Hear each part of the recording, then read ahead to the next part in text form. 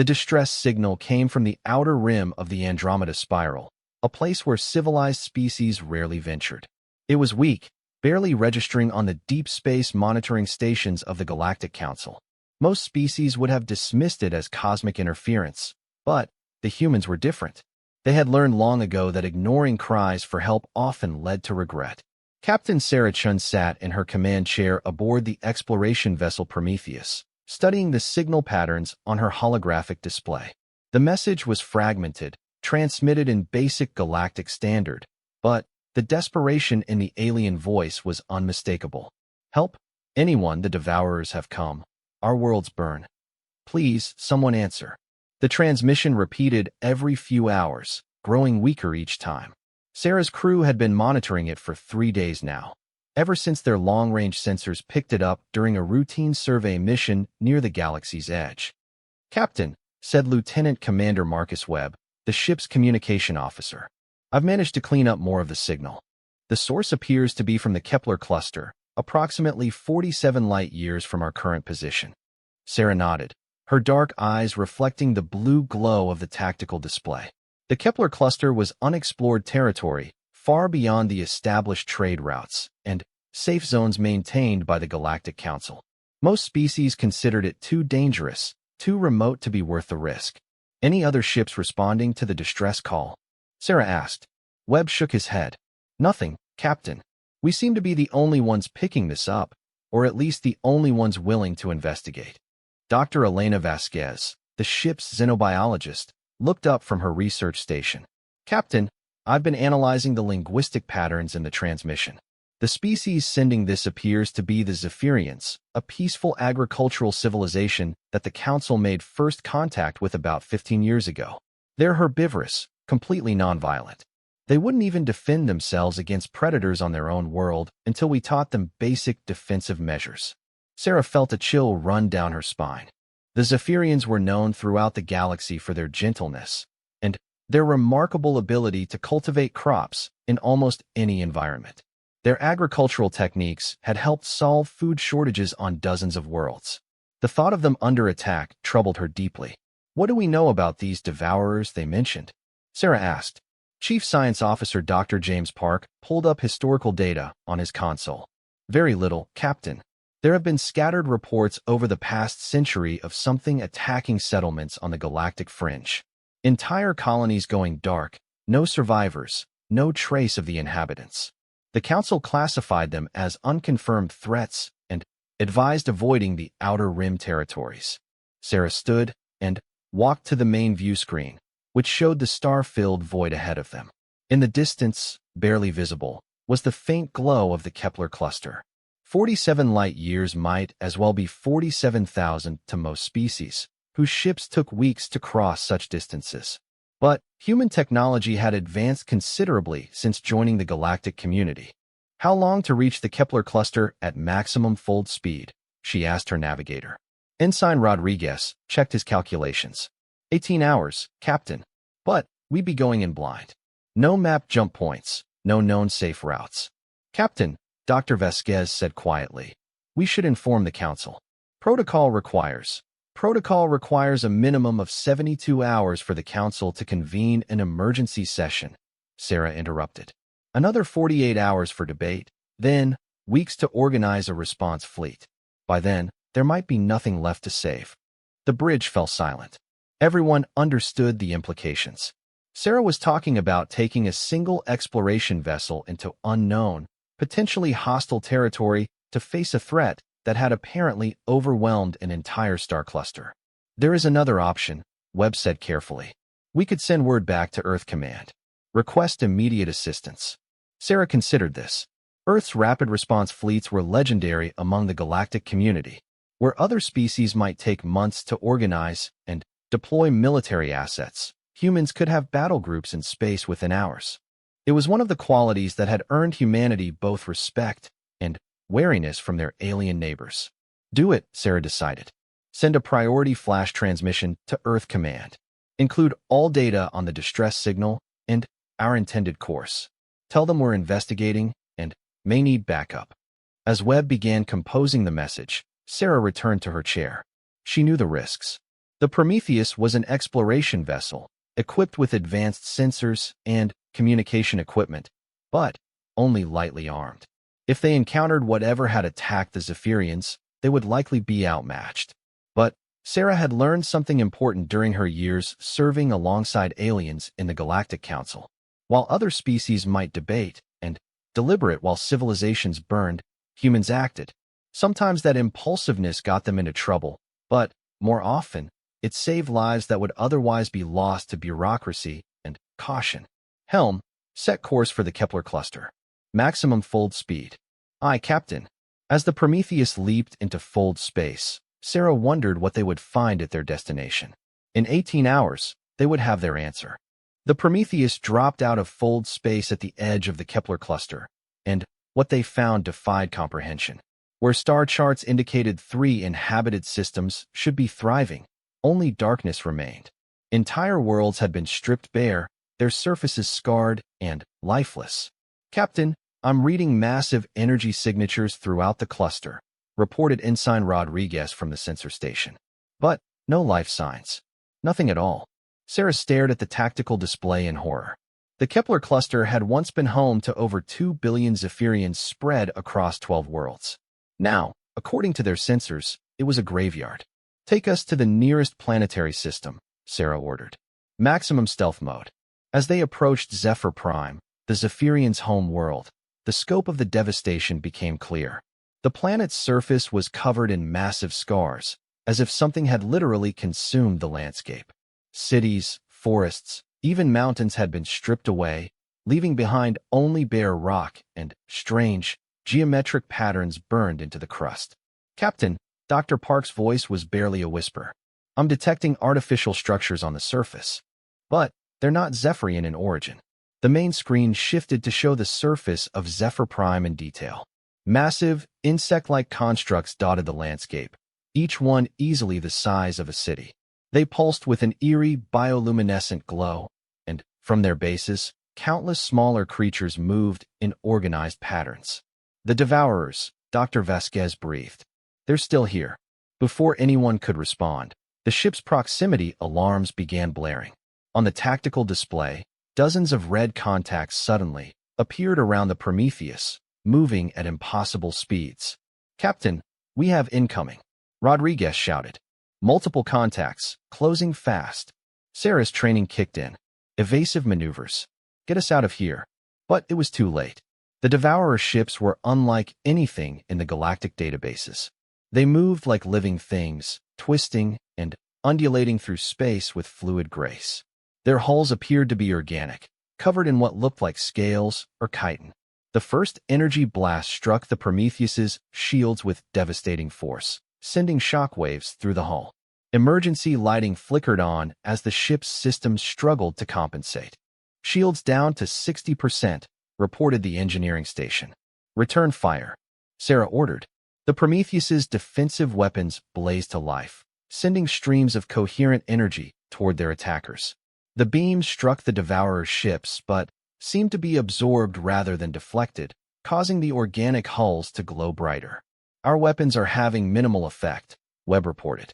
It's like they're feeding on our energy output. Another volley of enemy fire hammered the ship.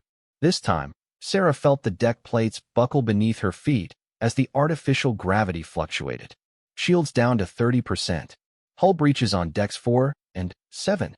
Sarah knew they couldn't win this fight. The Prometheus was outnumbered 12-1, and their weapons were useless against the enemy. She made the only decision she could. Emergency jump. Get us out of here now. Fold drive is charging, but it'll take 40 seconds. Rodriguez called out. 40 seconds might as well be an eternity in combat. Sarah watched as more Devourer ships emerged from the planet's surface, their numbers growing by the moment. Then, something extraordinary happened. Space around the Prometheus suddenly erupted in blinding flashes of light as dozens of new contacts appeared on the sensors. But these weren't more enemy ships. Captain, this is Admiral Harrison aboard the UES Retribution. Sorry we're late to the party. Sarah's heart leaped as she recognized the voice. Admiral Marcus Harrison commanded Earth's Third Fleet, humanity's most experienced deep space combat unit. On the tactical display, She could see the unmistakable silhouettes of human warships materializing around them. "Admiral, how did you get here so fast?" Sarah asked, barely believing what she was seeing. "Your message reached Earth Command 16 hours ago. We were already in the area conducting war games near the Centauri border. Figured you might need some backup." The human fleet was impressive. 12 heavy cruisers, 8 destroyers, and the flagship Retribution, a massive dreadnought bristling with weapons. But even more shocking was what happened next. "All ships, weapons-free. Show these bugs what happens when they mess with our people." Admiral Harrison's voice carried across the communications channel.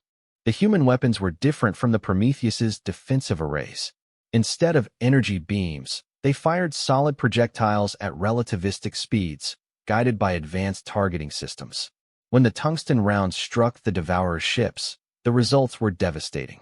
The organic hulls that had shrugged off energy weapons were torn apart by kinetic impacts. The Devourers seemed confused, their fluid formations breaking apart as ship after ship was destroyed by the relentless barrage. "Interesting," Dr. Park observed, studying the tactical data. "Their adaptive capabilities appear to be biological in nature. They can evolve defenses against energy-based attacks, but they can't adapt fast enough to counter pure kinetic force." Sarah watched in amazement as the human fleet carved through the Devourer forces with brutal efficiency. The aliens' superior numbers meant nothing against humanity's tactical doctrine and advanced weapons technology. But the battle was far from over. The massive constructs on the planet's surface began to glow more brightly, and new Devourer ships started emerging from what appeared to be biological birthing chambers. "Admiral," Sarah transmitted, "they're spawning more ships. The entire planet appears to be some kind of massive hive." "Copy that, Captain. All ships, prepare for orbital bombardment. We're going to glass this rock." Sarah felt a chill at the Admiral's casual tone. She had heard stories about human military doctrine, but seeing it in action was different. Where other species might spend hours debating the ethics of planetary bombardment, humans simply calculated the most effective solution and acted. The bombardment began moments later, and Sarah understood why humanity was both feared and respected throughout the galaxy. The human fleet didn't just attack the Devourer installations. They methodically sterilized the entire planet's surface, ensuring that nothing could survive or regenerate. As the last Devourer construct was reduced to molten slag, Admiral Harrison's voice came over the communications channel again. "Captain Chun, this is just the beginning. We're going to sweep this entire cluster and make sure every last one of these things is eliminated. Then, we're going to find out where they came from." Sarah realized that the distress call from the Zephyrians had awakened something in humanity that the galaxy had never seen before. The peaceful exploration phase was over. Now, Earth was going to war. The news of the Kepler cluster massacre spread through the galactic community like wildfire. Within days of the human fleet's initial engagement, every major species in the Galactic Council knew about the Devourers and humanity's response. The reactions varied dramatically. In the crystal spires of the Arcturian homeworld, Chancellor Veltar reviewed the combat reports with growing unease. The Arcturians were one of the oldest spacefaring civilizations, having achieved interstellar travel when humans were still discovering agriculture. They prided themselves on their measured, diplomatic approach to conflict resolution. "These humans are acting without council approval," Veltar said to his advisors. "They've declared war on an entire species without following proper procedures." His military advisor, General Kexhan, studied the tactical data with professional interest. "Perhaps, Chancellor, but their methods are remarkably effective. They eliminated the Devourer presence in the Kepler cluster in less than 72 hours. Our own projections suggested such an operation would take months, assuming we could even get approval for military action." Meanwhile, on the water world of Aquatica, the dolphin-like Cetians held their own emergency council. As natural pacifists, they were horrified by the humans' aggressive response, but they couldn't ignore the results. "The Zephyrians were our friends," clicked Prime Pod Leader Sonahai. "If the humans hadn't acted, they would all be dead." Sometimes swift action serves peace better than endless debate. The most interesting reaction came from the Kralix Empire, a militaristic species that had dominated their region of space for over 1,000 years. Emperor Gorax himself reviewed the battle recordings with his war council. "Look at their formations," he growled, his multiple arms gesturing at the holographic display. "Perfect coordination, overwhelming firepower, no hesitation. These humans fight like apex predators." "Should we be concerned, Emperor?" asked General Thekvar. "Concerned? No. Impressed. For the first time in centuries, we have encountered a species that might actually be worthy opponents." Back in the Kepler cluster, Admiral Harrison's fleet had grown considerably. Word of the Devourer threat had reached Earth, and the response was immediate and overwhelming. Within a week, 3 additional battle groups had arrived, along with specialized xenobiology research vessels and construction ships. Captain Chun found herself assigned as liaison between the civilian research teams and the military forces. It was a role that gave her a unique perspective on humanity's approach to the crisis. "Admiral," she reported during the daily briefing, "Dr. Vasquez and her team have made significant discoveries about the Devourer biology. They're definitely not native to this galaxy." Admiral Harrison studied the data on his tactical display. The bridge of the Retribution was a stark contrast to the peaceful exploration vessel Chun was used to. Every surface was functional, designed for combat efficiency rather than comfort. "Explain," the Admiral said simply. Dr. Vasquez stepped forward, her face pale from days of intensive research. "The organic material we've recovered shows genetic markers that don't match any known galactic life. More concerning, we've found evidence that they're artificially enhanced. Someone or something has been guiding their evolution." "A weapon?" Harrison asked. "More like a tool. The Devourers appear to be biological ships controlled by a hive intelligence. They're designed to strip mine entire planets, converting all organic and mineral resources into more of themselves." Shin felt a chill. That's why they were able to consume the Zephyrian world so quickly. They weren't just attacking, they were feeding. Admiral Harrison's expression didn't change, but Chun could see the gears turning behind his eyes. "Doctor, in your professional opinion, what happens if we don't stop them here?" "They'll continue expanding. Based on their consumption rate and reproductive capacity, they could strip this entire spiral arm of the galaxy within 50 years. Eventually, they'd reach the core worlds." The bridge fell silent as the implications sank in. Shin realized that humanity wasn't just responding to a single distress call. They were fighting for the survival of galactic civilization itself. "Captain Chun," Admiral Harrison said, "I need you to return to Council space. Present our findings to the Galactic Assembly. Make them understand what we're dealing with." "Sir, with respect, the Council will want to debate this for months. They'll form committees, conduct studies, argue about jurisdiction, I know. But they need to be warned. And, more importantly, they need to understand that humanity is going to hunt down every last devourer regardless of Council approval." 3 days later, Chun stood before the assembled representatives of 47 galactic species in the Grand Chamber on Council Prime. The massive amphitheater had witnessed countless debates over trade disputes, territorial boundaries, and diplomatic protocols. But never anything like this. "Honored representatives," Chun began, "humanity stands before you not as supplicants seeking permission, but as defenders announcing our intentions. The Devourer threat is real, immediate, and existential." Chancellor Veltar of the Arcturians interrupted. "Captain Chun, we appreciate humanity's enthusiastic response to this crisis. However, military action of this scale requires proper authorization from this council." Chun had expected this. "Chancellor, with respect, by the time this council reaches a consensus, there may be no one left to save. Humanity has already committed our full military resources to this fight. We're not asking for permission, we're offering partnership." The chamber erupted in angry chittering, clicking, and vocalizations from dozens of species.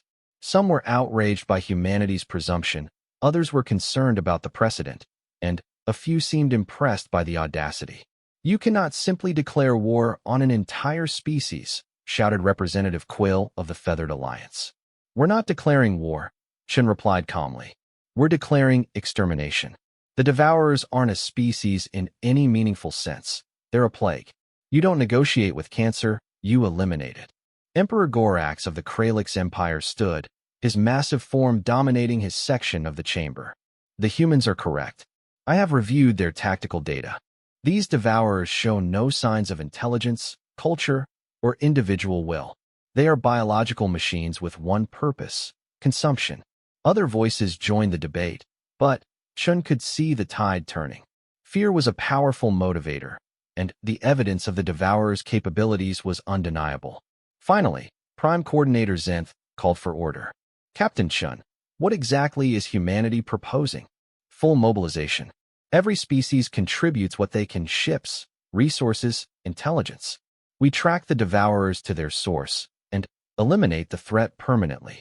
Those who cannot or will not participate are advised to prepare their defensive systems and evacuate their border worlds. And if we refuse? Chun met the Prime Coordinator's gaze steadily. Then, you'll face the devourers alone when they reach your territory. Humanity has already made our choice. We're going to war with or without Council support. The chamber fell silent as the representatives contemplated this ultimatum. For the first time in galactic history, a single species was essentially dictating terms to the entire Council. But they were terms born of necessity, backed by demonstrated capability, and motivated by the kind of determination that the galaxy had never seen before. Humanity was no longer the eager newcomers seeking acceptance among the stars.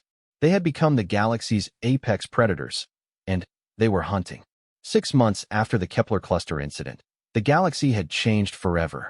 The human war machine had mobilized with a speed and efficiency that left even their allies stunned. Earth's shipyards, once used for peaceful exploration vessels, now churned out warships at an unprecedented rate.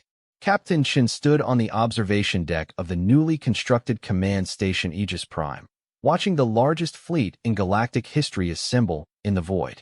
The station itself was a marvel of human engineering, built in just 4 months using techniques borrowed from asteroid mining operations and scaled up beyond anything previously attempted. "Impressive, isn't it?" came a voice behind her. Chin turned to see Admiral Harrison approaching, but he looked different now. The stress of commanding humanity's war effort had aged him considerably, adding gray to his hair and lines to his face. Behind him walked General Thrak of the Ursinian Defense Force, one of the few alien species that had immediately joined the human cause.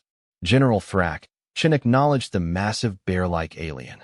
The Ursinians were natural warriors, and they had recognized kindred spirits in humanity's aggressive response to the threat. "Captain Chun, your species continues to amaze us," Thrak growled in his heavily accented standard. "My people have been warriors for 10,000 years, but we have never seen mobilization like this." Through the observation port, Chun could see the assembled fleet. Over 3,000 human vessels of various classes, supported by ships from 12 allied species. The Kralix Empire had contributed their powerful battle cruisers. The aquatic Cetians had provided specialized support vessels, and even some of the more pacifistic species had offered medical ships and supply transports. But the majority of the fleet was human, and that fact hadn't gone unnoticed by the galactic community. "Admiral," Chin said, "what's the latest intelligence from the scout missions?" Harrison's expression darkened. "Not good. The Devourers have been busy. We've confirmed infestations in 6 more systems along the outer rim. Each one follows the same pattern: total consumption of all life and resources, followed by exponential expansion." "Any sign of the source?" General Thrak asked. "That's what we're here to discuss." Harrison activated a holographic display that showed a 3-dimensional map of the local galactic region. Red markers indicated confirmed Devourer presence, while yellow markers showed systems that had gone silent. "Our analysis team, led by Dr. Park, has identified a pattern in the infestations." The display zoomed in on a particular region of space. All Devourer incursions appear to originate from vectors pointing toward this area, the Void Nebula. Chin studied the display with growing unease. The Void Nebula was a massive dark matter formation that blocked most conventional sensors. It had been considered empty space for centuries, avoided by all major shipping routes. "That's over 200 light-years from the nearest inhabited system," she observed. "Exactly. The perfect hiding place for something that doesn't want to be found." Harrison manipulated the display to show projected expansion patterns. "If our models are correct, There's something in that nebula that's been sending out devourer swarms for decades, maybe centuries. We just never noticed because they were hitting the uninhabited rim systems first. General Thrax's claws extended unconsciously as he processed this information. You're proposing we assault an unknown enemy in their stronghold, with no intelligence on their capabilities or numbers. I'm proposing we end this threat before it spreads to the core worlds, Harrison replied bluntly. Every day we wait, more systems fall. More species die. Chen had learned to recognize the signs of human military thinking over the past months. Where other species saw an impossible challenge requiring careful study and preparation, humans saw a problem to be solved with overwhelming force and tactical innovation. What about the Council's response? She asked. Harrison's smile was grim. The Council voted to strongly condemn the Devourer attacks and authorized the formation of a study committee to examine response options. They should have preliminary recommendations ready in about 18 months. Meanwhile, the Arcturians have begun evacuating their outer colonies, General Thrax added with obvious disdain. They're preparing to abandon an entire sector rather than fight for it. This was the fundamental difference Chun had observed between humanity and the other galactic species. When faced with an existential threat, most aliens either sought to negotiate, study the problem extensively, or simply retreat to safer territory. Humans chose to attack. When do we move? Chen asked. The fleet will be fully assembled in 2 weeks, Harrison replied. We launch for the Void Nebula immediately after that. Admiral, with respect, we're talking about taking 3,000 ships into completely unknown territory. We have no idea what kind of forces the Devourers might have waiting for us. Harrison turned to face her directly. Captain, 6 months ago, those same Devourers wiped out an entire civilization in a matter of days. They're not going to stop, they're not going to negotiate, and they're not going to just disappear. Someone has to stop them. But why us? Why does it have to be humanity leading this fight? General Thrax answered before Harrison could speak. Because, Captain Chun, your species is the only one willing to do what needs to be done. The Kralix respect strength, but even we would spend years planning before committing to such an operation. The Arcturians would debate for decades. The Cetians would try to find a peaceful solution that doesn't exist. Humans see a threat, and they attack it, Harrison continued. It's not always the smart choice, but it's often the right choice. And, in this case, it might be the only choice. Chen looked out at the assembled fleet again, understanding now why so many alien species viewed humanity with a mixture of admiration and fear. In less than a year of interstellar warfare, humans had essentially appointed themselves the galaxy's protectors, with or without permission. There's something else you should know, Harrison said quietly. Intelligence reports suggest that several species are beginning to question human intentions. There are rumors that we're using the Devourer threat as an excuse to build a military that could dominate the entire galaxy. Are we? Chen asked. Harrison was quiet for a long moment. The galaxy has been at peace for over 200 years, Captain. Peaceful, complacent, and completely unprepared for real threats. Maybe it needs someone willing to fight when fighting is necessary. The question is, General Thrax interjected, what happens after the Devourers are gone? Will humanity put away its weapons and return to peaceful exploration? Chen realized that this was the question that would define humanity's future among the stars. They had proven themselves to be the galaxy's most effective warriors, but that same capability could make them the most dangerous species in known space. One crisis at a time, Harrison said finally. Right now, we have Devourers to kill. Everything else can wait until after we've saved the galaxy. As Chun watched the final ships joining the massive fleet, she wondered if Admiral Harrison was right. Could humanity really save the galaxy? And, more importantly, what would be left of the galactic community when the war was over? In 2 weeks, they would begin to find out. The Void Nebula loomed before the combined fleet like a wall of darkness against the stars. For 3 days, they had been moving through the outer edges of the massive dark matter formation, their sensors struggling to penetrate the mysterious interference that had hidden secrets for millennia. Captain Chen stood on the bridge of the Prometheus, now serving as Admiral Harrison's flagship for the deep reconnaissance mission. The exploration vessel had been heavily modified for combat, its scientific equipment supplemented with military-grade weapons and armor.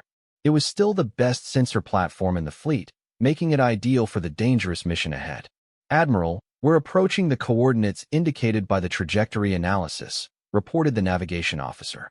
The bridge crew was a mix of human and alien personnel, representing the unprecedented cooperation that the Devourer threat had forced upon the galaxy.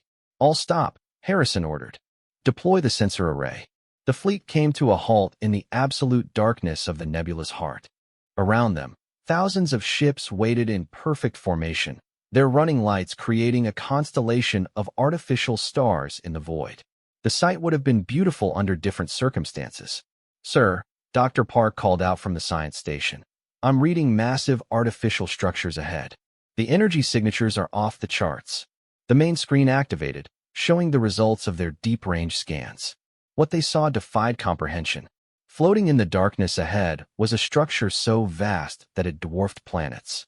It was clearly artificial, composed of the same organic-looking material as the Devourer's ships, but grown to impossible proportions. "Mother of God," whispered General Thrak from his position at the tactical station.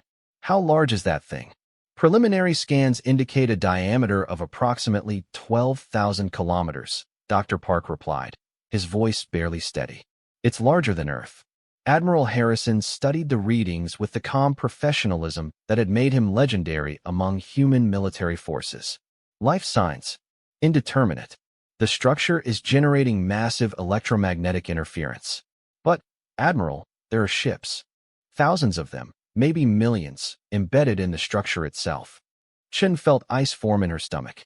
They had found the source of the Devourer's swarms, but the scale was beyond anything they had imagined.